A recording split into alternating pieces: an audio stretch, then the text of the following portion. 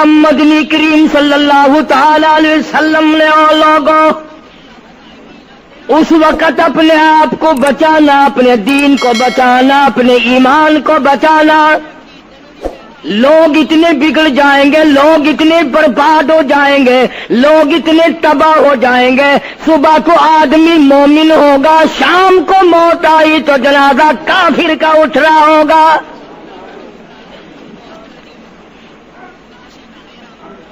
ارشاد فرمایا محمد عربی صلی اللہ تعالی علیہ وسلم نے او لوگوں اس وقت سے اپنے آپ کو بچانا، اس وقت اپنے آپ کو سنبھال کے رکھنا، قرآن کریم کے ساتھ جوڑ دینا، ایمان اور اسلام کے ساتھ وابستہ کر دینا. لوگ اتنے بگڑ جائیں گے، ہر کوٹھی، ہر بنگلہ، ہر مکان، ہر دکان، ہر ہوٹل، ہر تمام کے تمام چاروں طرف سے قرآن کریم کے بجائے، درود پاک کے بجائے، استغفار کے بجائے، کلمہ طیبہ کے بجائے کنجری کی آواز آنے لگے گی. ارشاد فرمایا محمد کریم صلی اللہ تعالی علیہ وسلم نے او لوگوں اس وقت اپنی زندگی کا خاص خیال کرنا. لوگ اتنے تباہ ہو جائیں گے، جنازہ بنگلے سے نکلے گا، جنازہ کوٹھی سے نکلے گا، جنازہ شاہی محل سے نکلے گا، جنازہ ایوان صدر سے نکلے گا، جنازہ بہت بڑے ڈیرے سے نکلے گا، جنازہ بہت بڑی شاہی منزل سے نکلے گا. حال یہ ہوگا مرنے والے کے پلے ایمان کی رکھتی نہیں. مشکاۃ شریف میں حدیث پاک موجود ہے. ارشاد فرمایا کالی کملی والے صلی اللہ تعالی علیہ وسلم نے او لوگوں موت کے وقت کی پیاس کا انتظام کرو. اتنی شدید پیاس لگتی ہے، اتنی سخت پیاس لگتی ہے، سمندر پلا دو پیاس نہیں بجھتی. ارشاد فرمایا مدنی کریم صلی اللہ تعالی علیہ وسلم نے او لوگوں موت کے وقت کی تلخی سے پناہ مانگو، کڑوا پن سے پناہ مانگو، موت کے جھٹکے سے پناہ مانگو. اتنا سخت منہ کڑوا ہو جاتا ہے، آدمی کے مرنے کے بعد بھی لاکھوں برس تک منہ کڑوا رہتا ہے.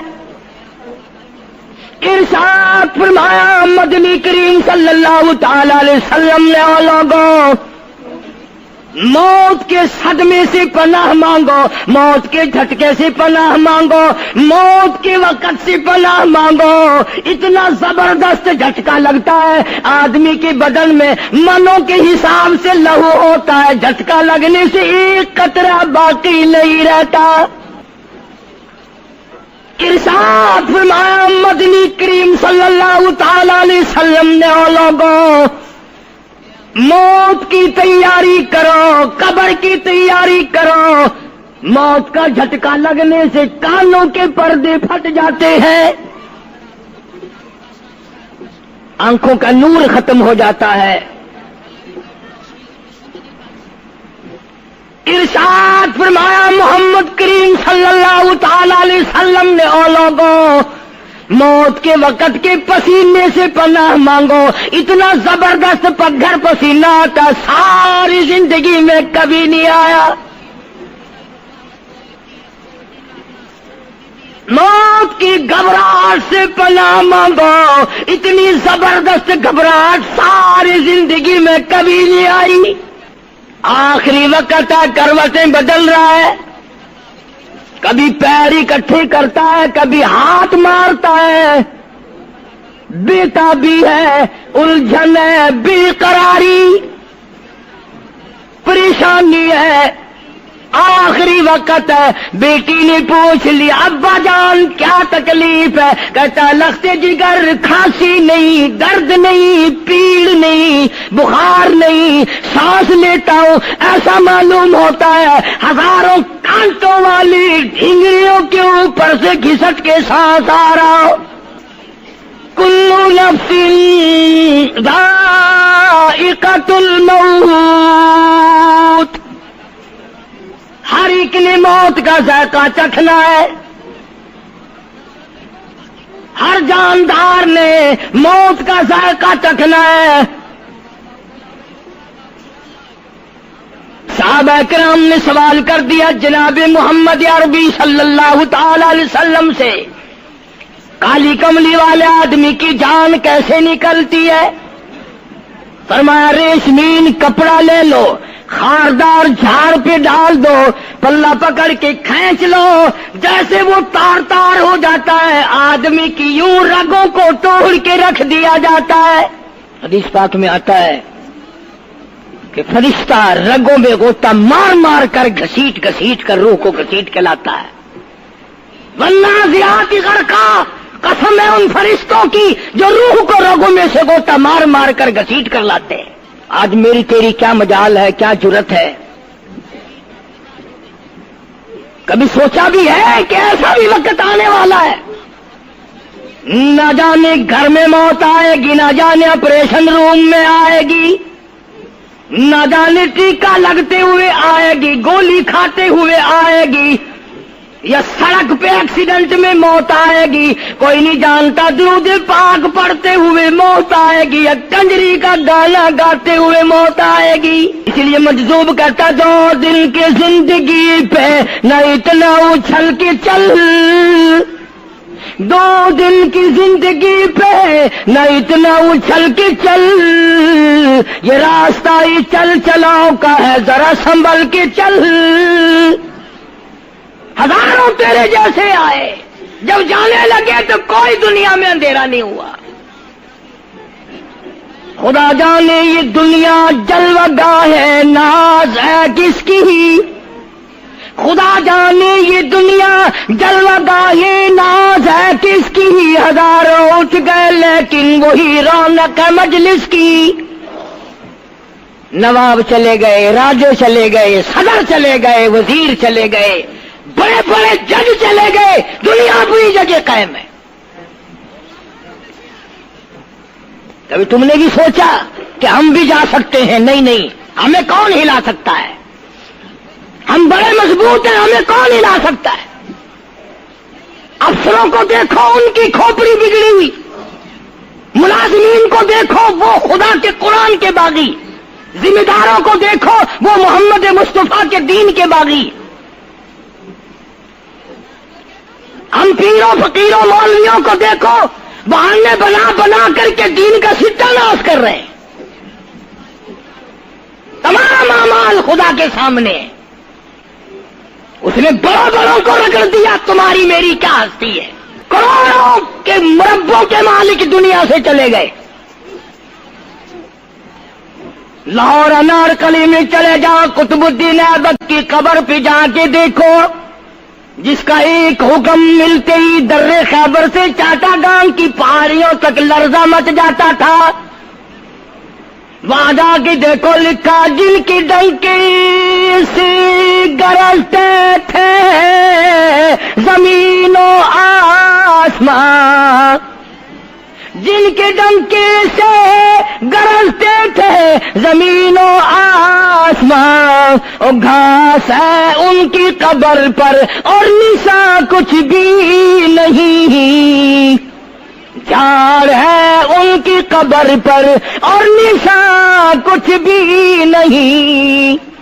بادشاہوں کی قبروں پہ جھاڑ کھڑے ہیں، بڑی بڑی رانیوں کی قبروں پہ جھاڑ کھڑے ہیں، بڑی بڑی ملکاؤں کی قبروں پہ درخت کھڑے ہیں، بڑی بڑی حسین آنکھوں کو کیڑوں نے کھا کے ختم کر دیا، ایسے ایسے لب سرخ باریک پتلے لب کیڑوں نے کھا کے مکا دیے۔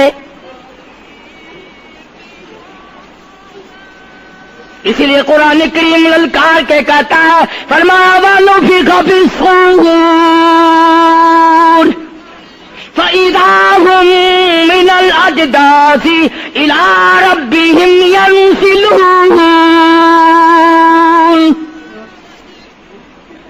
جب قیامت کا سور پھونکا جائے گا، ہر آدمی اپنی قبر سے نکلے گا، کہیں گے قالوا یا ویلنا من بعثنا من مرقدنا هذا ما وعد الرحمن وصدق المرسلون۔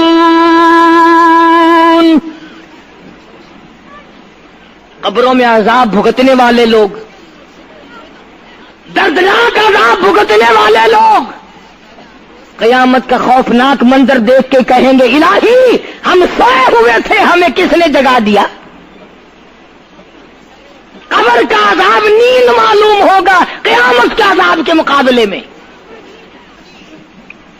تمہیں تو یقین نہیں آتا ہوگا, کہتا ہوگا قاری حنیف کہانی کہہ رہا ہے. ہاں, جو مر گئے ان سے جا کے پوچھو, جاؤ قبرستان میں جا کے پوچھو تمہارا کیا حال ہے. جن کا مر جاتا ہے وہ اپنے مردے کو اٹھا کر قبرستان میں لے جاتے ہیں. قبر کھودی, پرانا مردے کی ہڈیاں نکل آئیں, ان ہڈیوں کو نکال کر باہر رکھا, گاڑا پکڑاتے, اینٹ دیتے, اپنی میت کو اتارتے, ان ہڈیوں پہ پیر آ گیا, اس کھوپڑی پہ پیر آ گیا جو پہلی قبر سے نکال کے رکھی تھی. کہتا اس میں سے آواز آئی کھوپڑی میں سے, کہتا کل پاؤ ایک کاش ہے سر پر جو آ گیا, یکسر اس تو خانہ شکستہ سے چور تھا.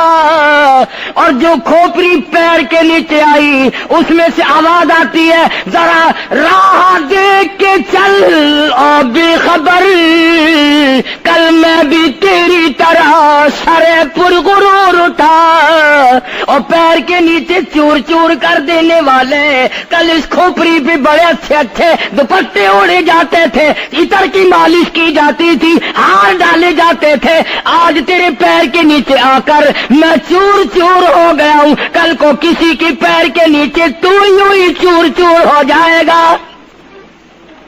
میری تیری کیا ہستی کیا مجال. امام الانبیاء محبوب کبریا حضرت محمد مصطفیٰ صلی اللہ تعالی علیہ وسلم کی ذات اقدس ہے, مدینہ پاک ہے, آخری وقت ہے. جناب عائشہ صدیقہ رضی اللہ تعالیٰ عنہ فرماتی ہیں میرا جگر پھٹنے لگا جب میں نے حضور کو پسینے آتے دیکھے. میں نے حضرت کے چہرے پہ گھبراہٹ دیکھی اور آپ نے فرمایا عائشہ ٹھنڈے پانی کا پیالہ تو لا. نہ دوڑی, ٹھنڈے پانی کا پیالہ لے آئی, اشارہ فرمایا یہاں رکھ دے. میں نے رکھ دیا. فرماتی یہاں دو گی میری پریشانی کی رحمت والا ہاتھ اس پیالے میں بھگو بھگو کر چہرے انور پہ ملنا شروع فرما دیا, چھینٹے مارنے شروع فرمائے. میں نے عرض کیا میرے آقا کیا ہوا؟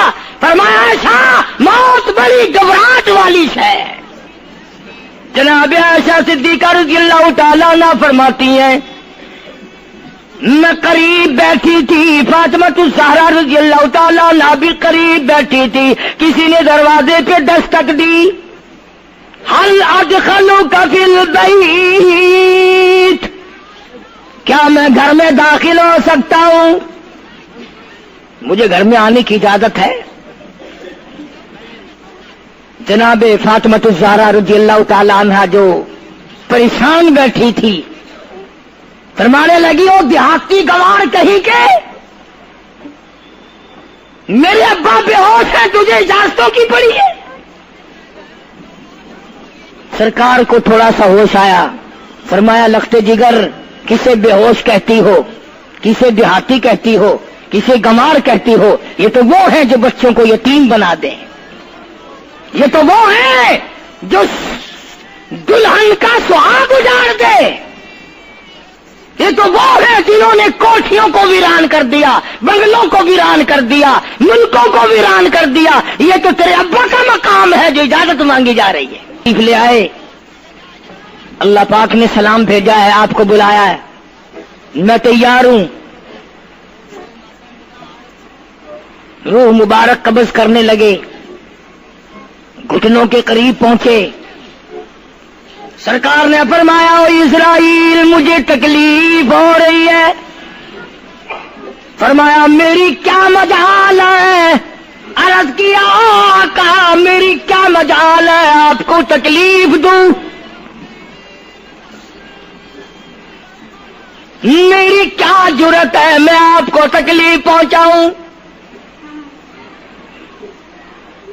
فرمایا تو تکلیف پہنچا نہیں رہا اور مجھے اتنی تکلیف ہو رہی ہے کہ ساری زندگی میں کبھی نہیں ہوئی. آج آج میری ایک تمنا ہے، میری ایک آرزو ہے، میری ایک حسرت ہے، میرے دل کا ایک جذبہ ہے، اور وہ یہ ہے تو مجھے تکلیف نہیں دے رہا، اور مجھے اتنی تکلیف ہے ساری زندگی میں کبھی نہیں ہوئی۔ امت کے جن لوگوں کا دکھ دے گا ان کا کیا حال بنے گا؟ میری تمنا ہے ساری امت کو جو دکھ دینے ہے وہ آج میں محمد رسول اللہ کی چھاتی پہ ختم کر لے، وہ ساری تکلیف مجھے پہنچا لے۔ آؤ امتیوں، نبی کی وفا دیکھ اور اپنی جفا دیکھ۔ تجھے اس نبی کی شکل سے پیار نہیں، تجھے اس نبی کی نورانی داڑھی سے پیار نہیں، تجھے اس نبی کے لباس سے پیار نہیں۔ جناب عائشہ صدیقہ رضی اللہ تعالیٰ عنہا فرماتی ہیں آواز پست ہوتی چلی گئی، ہمارا جگر پھٹتا چلا گیا، بالکل آواز بند ہو گئی، لب حرکت کرتے تھے۔ میں نے کان لگایا تو یہ آواز تھی ربی حبلی امتی، ربی حبلی امتی، مولا میری امت کو معاف کر دے، مولا میری امت کو معاف کر دے۔ امت کا حال تو دیکھو، نمازوں کی پرواہ نہیں، روزے کی پرواہ نہیں، قرآن مجید کی پرواہ نہیں، محمد عربی صلی اللہ علیہ وسلم کے لائے ہوئے دین کی پرواہ نہیں۔ ان بچوں کو تو نہیں دمکا سکتا کوئی بھی۔ کیا کر رہا ہوں کہ آپ اور میں کب وہ وقت آئے گا اور کب ہم سوچیں گے کہ ہماری زندگی کے لمحات آخر ختم ہو جانے والے ہیں۔ ایک دن بہت آ کر یہ سارا کھیل بگاڑ دے گی۔ اسی کو مجذوب کرتا کہ آنے والی کس ٹالی جائے گی، اور جان ٹھہری جانے والی جائے گی، روح رگ رگ سے نکالی جائے گی، تجھ پہ ایک دن خاک ڈالی جائے گی، ہزاروں من مٹی کے نیچے تجھے جانا پڑے گا۔ تیرا سوٹ، تیرے لباس، تیری یہ چاٹ چوٹ اور یہ ٹیپ ٹاپ ساری ختم کر دی جائے گی۔ آخری وقت ہے، پریشان حال ہے۔ قرآن کہتا کلا اذا بلغت التراقی وقیل من راق وظن انه الفراق والتفت الساق بالساق الى ربك يومئذ المساق۔ رگیں ٹوٹتی ہیں،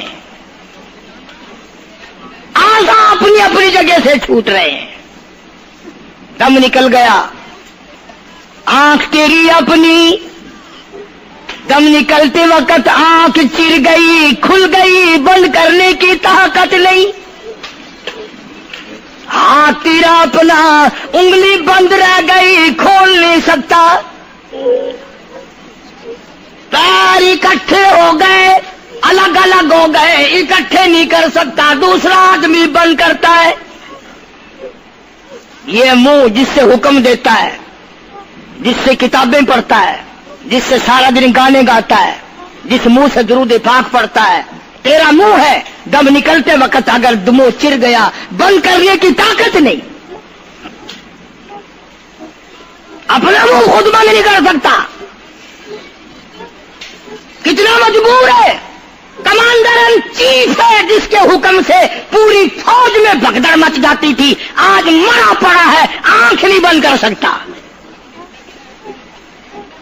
وزیر داخلہ ہے جس کے حکم سے پوری پولیس حرکت میں آ جاتی تھی، وہ بھی کسی زمانے کی، جس کے حکم سے پوری پولیس حرکت میں آ جاتی تھی، وزیر داخلہ صاحب مرے پڑے ہیں، پیر الگ الگ ہیں، اپنے پیر اکٹھے نہیں کر سکتا، منہ چل گیا بند نہیں کر سکتا، آنکھ کھل گئی بند نہیں کر سکتا،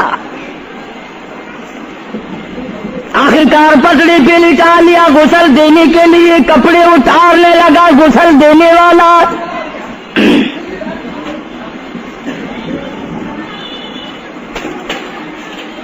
اب اس طرف کا کوئی آدمی جانتے یہ کہ ٹولہ ہے بدماشوں کا جو باہر ہے،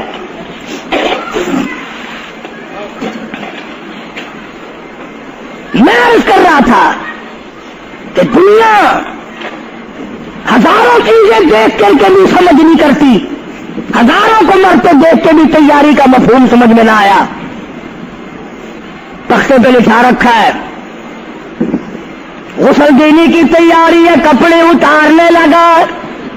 حدیث پاک میں آتا ہے آدمی کا بدن اس قدر دکھ جاتا ہے، ہاتھ لگنے سے ایسا معلوم ہوتا ہے جیسے چھرے چل گئے ہو. مکھی بیٹھ جائے تو پہاڑ معلوم ہوتا ہے. مذاق ہے موت؟ ارے موت تو موت ہے. سارے عالم کو ناپید کر دیا موت نے. ادھر کپڑے اترنے لگے، ادھر رو آواز دیتی ہے چور ہے جسم اتنا کرم کیجیو، غسل آہستہ آہستہ سے دیجیو، میرے کپڑے اتارو سنبھال کے. اور مجھے غسل دینے والے آہستہ آہستہ میرے کپڑے اتار، تیرے ہاتھ بھی مجھے چھرے کی طرح لگتے. کپڑے اتارنے والے کو لالچ ہے کپڑے صحیح سالم اتارو.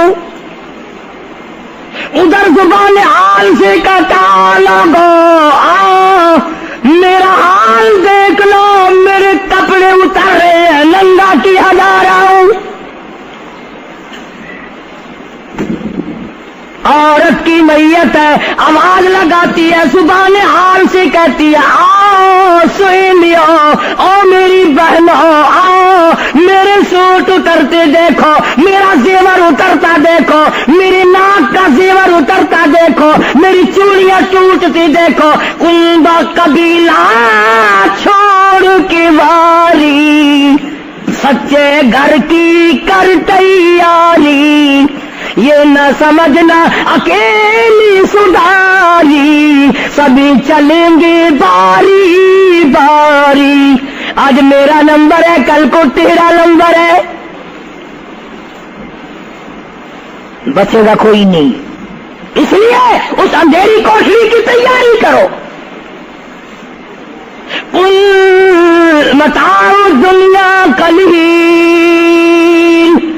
والآخرۃ خیر لمن اتقى ولا تظلمون فتیلا. کپڑے اتار دیے، غسل دینے لگے، ہاتھ پھیرنے لگا. ادھر سے آواز آتی ہے میں نے جھیلی ہے مصیبت بے شمار، اور ہولے جسموں سے کپڑے اتار.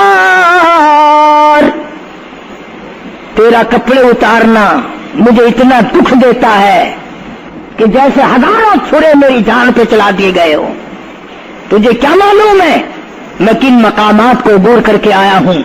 میں موت کی گھاٹی سے گزر کے آیا ہوں، میں پریشانی کے عالم سے گزر کے آیا ہوں، میں اس تباہی سے گزرا ہوں جس تباہی سے گزرنے کے بعد کوئی واپس اپنے گھر نہیں آیا، کوئی اپنے بچوں کو پوچھنے نہ آیا.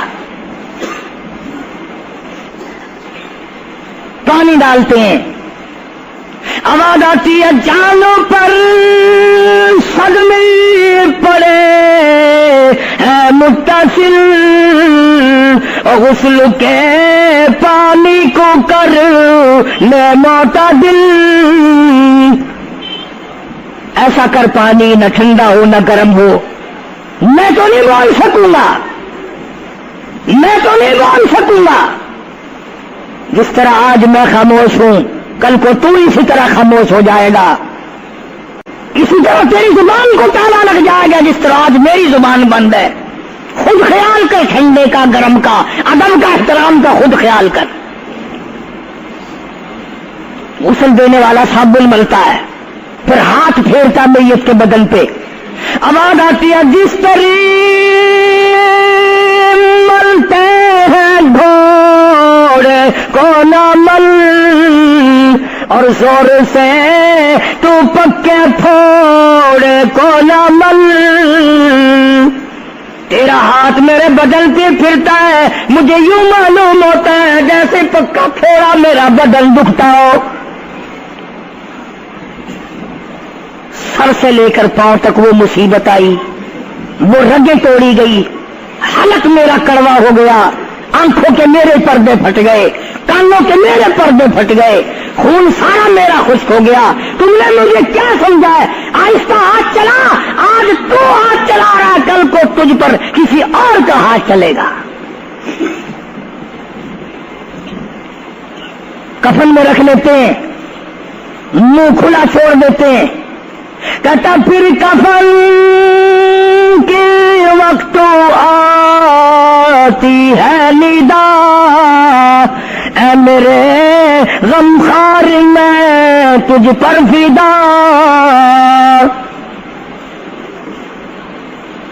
منہ کھلا ہوا ہے, لوگ آ رہے ہیں, جا رہے ہیں, دیکھ رہے ہیں. آخری مسافری روانہ ہے. آج کے بعد یہ صورت نظر نہ آئے گی, ہمیشہ کے لیے چھپ جائے گی. آج کے بعد یہ شکل دکھائی نہ دے گی. کسی نے آواز لگا دی, جلدی کرو, منزل پہنچاؤ. اور بھی تو دوسرے کام بھی تو کر لیں کچھ دیر تک, اور میری صورت تو ہمیشہ کے لیے چھپ جائے گی. کیوں جلدی کرتے ہو, کیوں ادھم مچا رکھا ہے؟ میں تو ایسا جاؤں گا, میں تو ایسی جاؤں گی, آج کے بعد نظر نہ آؤں گی.